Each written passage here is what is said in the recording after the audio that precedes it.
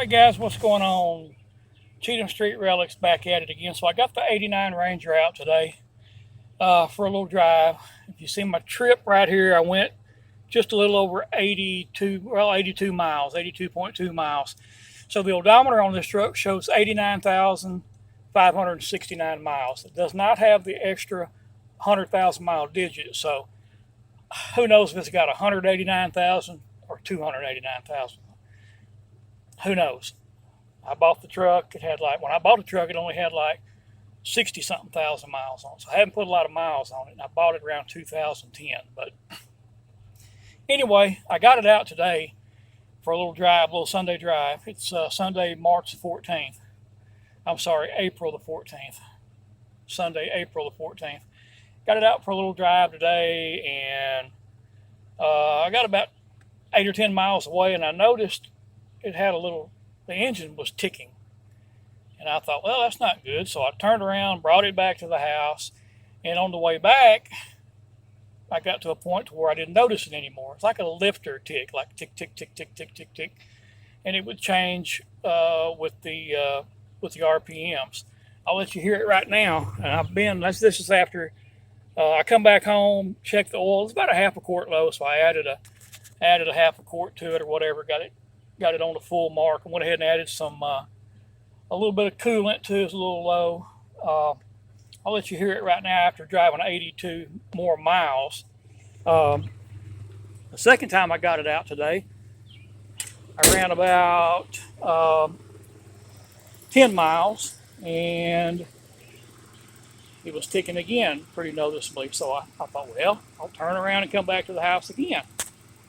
Well, I made a little U-turn there in the median and got about 100 yards, and it quit again.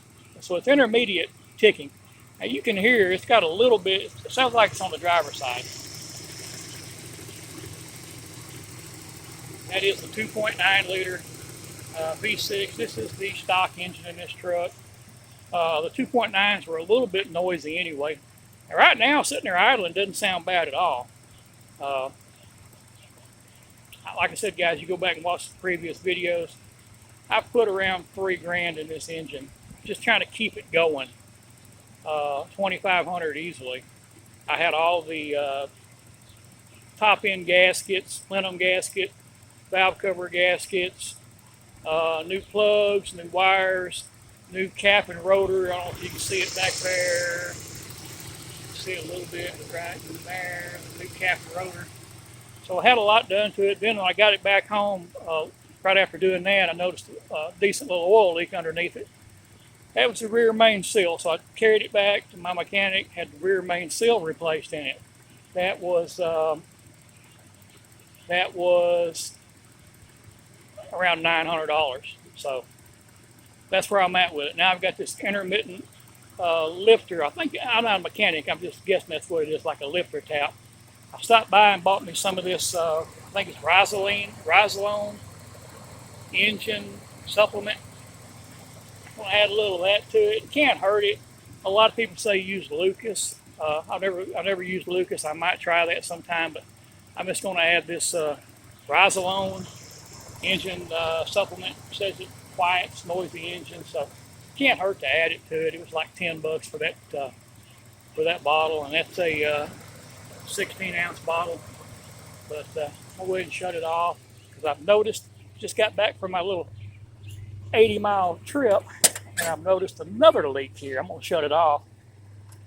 Then eventually I'll pull it into the carport and let it set a while. But I just noticed another leak underneath it. There's my interior. By the way, one reason I don't drive this truck long distances is because this seat kills my back.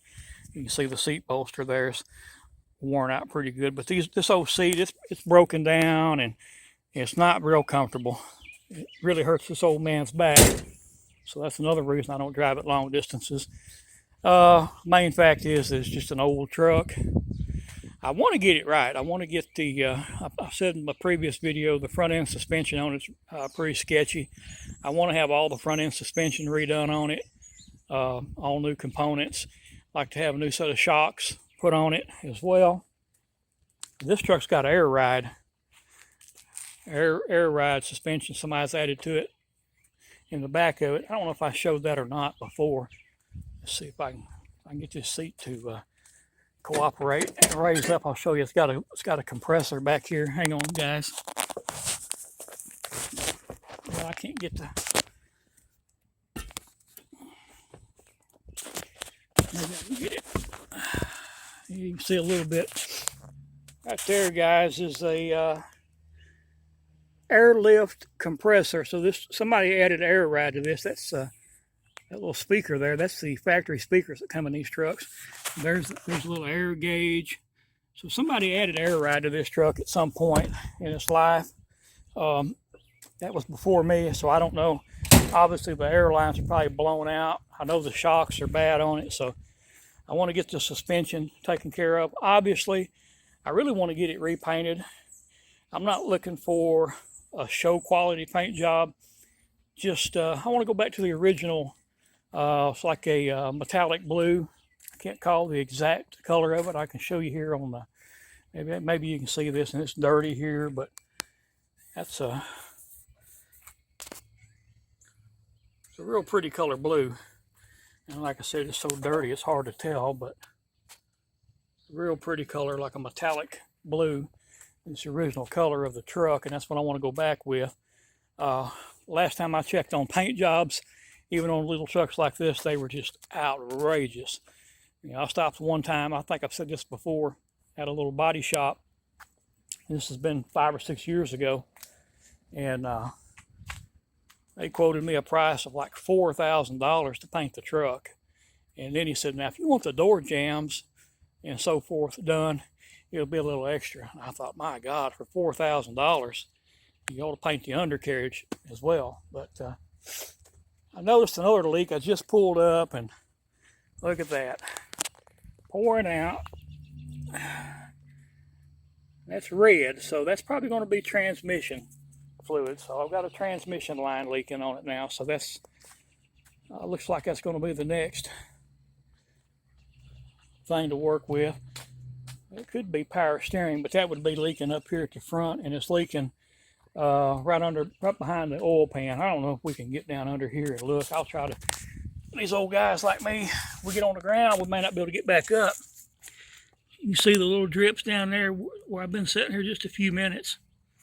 And it's dripping off the cross member there. So being back that far, it's got to be, and I see it dripping just then. So it's got a little transmission line leaking there or something. I'm going to have to get that addressed. If I can get back up.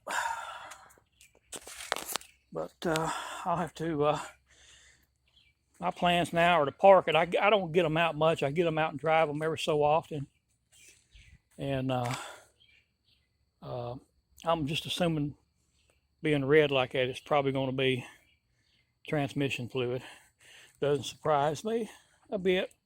That's the beauties of these old vehicles. You're always constantly working on them. Look at the little kitty there. He don't really have a name. What is it, buddy? What is it, buddy? He's a good one. He's a little stray that we feed. And yeah, come here. Come here. What you doing, old buddy? What you doing, boy? Yeah. He's still a little bit skittish. He's got a sister around here that's a calico. She won't come to you at all. She'll get close to you when it's feeding time. That's about it. But I'm probably going to go ahead. I may wait and add that oil.